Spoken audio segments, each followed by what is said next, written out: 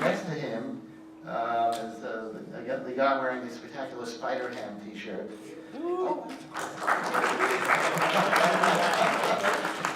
Is Tom DeFalco. Next to you is Mr. Peter David, who's Peter Parker? And is he the same guy in the suit or out of the suit? I remember an early story in which he was fighting, I think it was the Green Goblin. And the Goblin complained because his yammering was so incessant that he couldn't concentrate on what he was doing. To which Spider-Man said, "How about that? I have a weapon I didn't even know about, my spider speech." The fun of it was, of the miniseries we just did, Learning to Crawl, was about Peter starting off the book going, "I'm Spider-Man." But by the end of the story going, he finally finds his true voice as your friendly neighborhood Spider-Man. And he's using the humor as a scalpel. He's using it to distract his enemies. He's using it to keep bystanders calm, that making it all a joke and funny. He's doing it for himself because he's kind of nervous and psyching himself up. He has this whole wide range of things that he can use his humor for. Paul Jenkins did a really neat story where Peter tried to be a stand-up comic for a while. And it didn't work. Like all the jokes he was doing as Spider-Man, there's something about being Spider-Man that's liberating, like Peter was saying, where, it's the costume you get to put on. And when he's Peter Parker, one of the things about him is he has to lie all the time. For me, you never forget your first love of Spider-Man, and for me that was the '67 cartoon. So whenever I'm writing Jonah, I hear Paul Klugman, I hear Parker!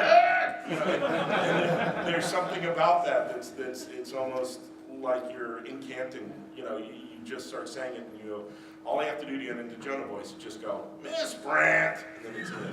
And then just go. Although J.K. Simmons was great. Oh, he's fantastic. I mean, I was at the Marvel screening, probably for the first Amazing Spider-Man movie, and if you remember, when Jonah's first appearance, he's there looking at the bugle like this, and he says something, I don't remember what, and he slaps it down, and you see the full reveal of his face, and everyone in the audience went totally nuts, because it was as if Jonah had just stepped right off the page, and it was the first time that there had ever been a live-action Jonah that actually looked the way that he did in the newspaper. It wasn't Tobey Maguire, it was J.K. Simmons. After I saw Spider-Man 1, and I didn't see it, the thing, I just saw it like in the theaters. It was the first time since Empire Strikes Back where I walked out of the theater, I bought another ticket, and I went right back in. I remember like going up to a DC office and seeing how many books a DC editor edits, and I was like, that's it?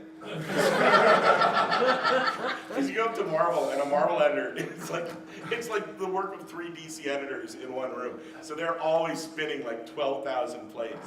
Spider-Girl was originally conceived to be a one-shot story, a what-if story. It was never going to, we had no plans whatsoever, of even doing a sequel to it. And then, it sold well, people liked it. Bob Harris came to me and said, your last What If sold very well. And I said, which one? And he said, the Spider-Girl, we want to do a comic book, starring her. And I said, what are you, out of your mind? It's a what if. Nobody's going to, nobody cares about an alternate universe thing. What's it going to last, 6 issues? How many issues did it run? Total 130 or so. It ended up to be 13 years somehow. Wow.